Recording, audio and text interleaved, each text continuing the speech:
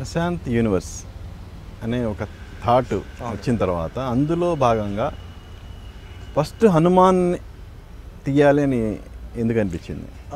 First Hanuman తీయాలని అనిపించిన తర్వాత యూనివర్స్ బిల్డ్ అయిందండి. ఓకే. ఫస్ట్ యాక్చువల్గా ఈ ఒక సినిమా గురించి ఆలోచించాం. ఏ హీరోని సెలెక్ట్ చేసుకోవాలి అంటే మన పురాణాల్లోంచి ఏ క్యారెక్టర్ని తీసుకోవాలన్నది ఫస్ట్ ఆలోచించాం. దాని తర్వాత డెఫినెట్గా హనుమంతుల వారు కొన్న పవర్స్ కానీ ఆయన చేసే అల్లరి కానీ ఇవన్నీ కూడా చాలా ఇంట్రెస్టింగ్ క్యారెక్టర్. అంటే ఆ హనుమంతుల వారిని ఇప్పుడు ఇంద్రుడిని ఇష్టపడిన వాళ్ళు ఉంటారు, ఇష్టపడని వాళ్ళు ఉంటారు. బట్ హనుమంతుల వారిని ఇష్టపడిన వాళ్ళు అంటూ ఉండరు. సో యూనివర్సలీ హీరో అనమాట. సో అందుకు ఇలా స్టార్ట్ చేసాం. బట్ ఈ ప్రాసెస్లో చూస్తే కనుక ఎందుకు ఓన్లీ హనుమంతుల వారిదే చేయాలి, ఇంకా చాలా క్యారెక్టర్స్ ఉన్నాయి కదా, సో వీళ్ళందరి నుంచి కూడా తీసుకుందాం, సో చాలా వాస్ట్గా బిల్డ్ చేద్దాం అని చెప్పి అక్కడి నుంచి బిల్డ్ చేసాం అనమాట.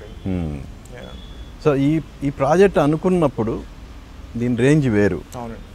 వన్స్ ఫస్ట్ టీజర్ వచ్చిన తర్వాత అసలు టోటల్గా దీని రేంజే మారిపోయింది కదా.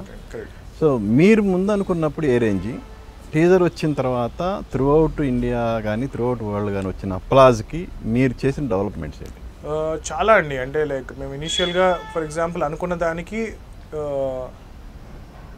10 times కన్నా ఎక్కువ రెస్పాన్స్ వచ్చింది టీజర్కి. మేము విఎఫ్ఎక్స్ హెవీ ఫిల్మ్ చేయాలని అనుకోలేదు. యాక్చువల్లీ చాలా ఎంటర్టైనింగ్ సూపర్ హీరో ఫిల్మ్ చేద్దామని అనుకున్నాం.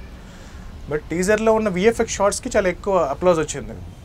సో దాంతో డెఫినెట్గా ఓకే విఎఫ్ఎక్స్ చాలా ఎక్కువ ఎక్స్పెక్ట్ చేస్తున్నారు సినిమా నుంచి. నేను ఎక్కడైనా బయట ఒక ఎయిర్పోర్ట్లో బెంగళూరులో అక్కడ ఎవరికైనా కనిపించినప్పుడు జనరల్గా వచ్చి మీ సినిమాలు మాకు ఇష్టం అండి అని చెప్తూ ఉంటారు కదా. బట్ హనుమాన్ టీజర్ రిలీజ్ అయిన తర్వాత వచ్చి సార్ మీ సినిమా విఎఫ్ఎక్స్ ఎలా వస్తున్నాయి సార్ అని అడిగారు. సినిమా ఎలా వస్తుందనేది లేదు, మీరు ఎలా ఉన్నారని చెప్పి అడగట్లేదు, ఓన్లీ మీ సినిమా విఎఫ్ఎక్స్ ఎలా వస్తుందని అడిగేవారు. ఓహో ఎంత ఎక్స్పెక్ట్ చేస్తున్నారనమాట సినిమా నుంచి అని చెప్పి దాని తర్వాత స్కేలప్ చేసాం. ఆల్మోస్ట్ మేము ఇనీషియల్గా అనుకున్న దానికి ఒక 3 times స్కేలప్ చేసాం. ఇనీషియల్గా మేము అనుకున్న దాంట్లో ప్రాబ్లీ ఒక 600 షార్ట్స్ ఉండొచ్చు.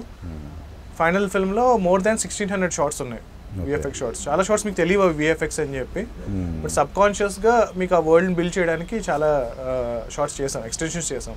మీరు అన్నట్టు ఇప్పుడు ఈ విఎఫ్ఎక్స్ అనేది one of the major role Hanuman సక్సెస్లో.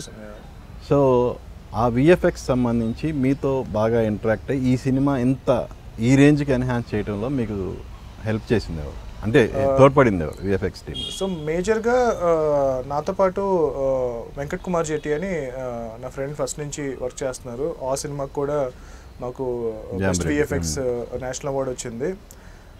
సో వెంకట్ లైన్ ప్రొడ్యూసర్గా వర్క్ చేస్తూ విఎఫ్ఎక్స్ సూపర్వైజర్గా కూడా చేసుకుంటూ వచ్చారు. సో జనరల్గా ఏమవుతుందంటేనండి ఒక విఎఫ్ఎక్స్ సూపర్వైజర్ ఆన్ సెట్ ఉంటారు. ఇప్పుడు రాజమౌళి గారి సినిమాలు కానీ పెద్ద సినిమాలన్నింటికి షూటింగ్ అన్న రోజులు ఉంటారు. బట్ మేము అలా సూపర్వైజర్ లేకుండా నేను నాకున్న నాలెడ్జ్లో చేసుకుంటూ వెళ్ళిపోయామండి షూట్. నాకు ఎప్పుడైనా డౌట్ వస్తే వెంకట్ పిలిచి అడిగేవాడిని, ఇదేంటి ఇది పరిస్థితి, ఇది ఓకేనా, ఇలా చేస్తాం, మళ్ళీ తర్వాత ఏమన్నా మనకి విఎఫ్ఎక్స్లో ఇబ్బంది అవుతుందా అని చెప్పి తను డబుల్ చెక్ చేసేవాళ్ళం అంతే. ఒక విఎఫ్ఎక్స్ సూపర్వైజర్ మేము అఫోర్డ్ చేయలేకపోయాం. మళ్ళీ ఒక అతను కంప్లీట్స్గా మాతో పాటు ఉండాలి అనేది it's expensive thing again.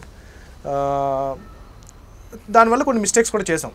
We are not saying we are 100% మాకు అంత తెలుసు అని చెప్పట్లేదు, కొన్ని మిస్టేక్స్ జరిగినాయి. దానివల్ల విఎఫ్ఎక్స్ జరుగుతున్నప్పుడు పోస్ట్లో కొంచెం ఇబ్బంది పడ్డాం. బట్ ఇప్పుడు ఆ మిస్టేక్స్ నుంచి తెలుసుకున్నాం. దాని తర్వాత మేజర్గా ఒక 3 studios వర్క్ చేశాయి. మెయిన్గా హ్యాలో హ్యూస్ అనే స్టూడియో వర్క్ చేస్తుంది, మేజర్ బిగ్ అసెట్స్ కానీ అవి బిల్డ్ చేస్తుంది. అండ్ దెన్ డిటిఎం అనే ఒక company, Kerala based company work చేస్తుంది. వర్క్ ఫ్లో అనే ఒక కంపెనీ వర్క్ చేశారు. వీళ్ళు మళ్ళీ వేరే వాళ్ళకి స్ప్లిట్ చేశారు. ఒక్కొక్క కంపెనీ మళ్ళీ చిన్న చిన్న వేరే కంపెనీస్కి చాలా స్ప్లిట్ చేశారు. సో ఉదయ్ కృష్ణ అని ఒక ఆయన ఫస్ట్లో మేజర్గా ఆయన చాలా ప్యాషనెట్గా బిల్డ్ చేశారు, చాలా వరకు రన్ చేశారు. దాని తర్వాత పర్వేజ్ అని ఆయన క్రియేటివ్ డైరెక్టర్ హ్యాలో హ్యూస్, ఆయన చాలా ఎఫర్ట్ పెట్టారు. చాలా కాన్సెప్ట్స్ ఆర్ట్స్ కానీ అది కానీ ఇది కానీ చాలా బాగా బిల్డ్ చేస్తారు. తర్వాత రామరాజు అని ఒక ఆయన మేజర్ ఎఫర్ట్ పెట్టారు. డిటిఎం కంపెనీకి సంబంధించిన వాళ్ళు చాలా లాస్ట్ మినిట్లో చాలా ఎక్కువ నెంబర్ ఆఫ్ షార్ట్స్ ఫినిష్ చేశారు, డే అండ్ నైట్ పని చేసి. వాళ్ళతో ఇంకొంచెం ఎర్లీగా స్టార్ట్ చేస్తుంటే బాగుండు వాళ్ళ వర్క్. వాళ్ళు చాలా లేట్గా జాయిన్ అయ్యారు టీంలో, బట్ చాలా మంచి ఎఫర్ట్ పెట్టారు వాళ్ళు.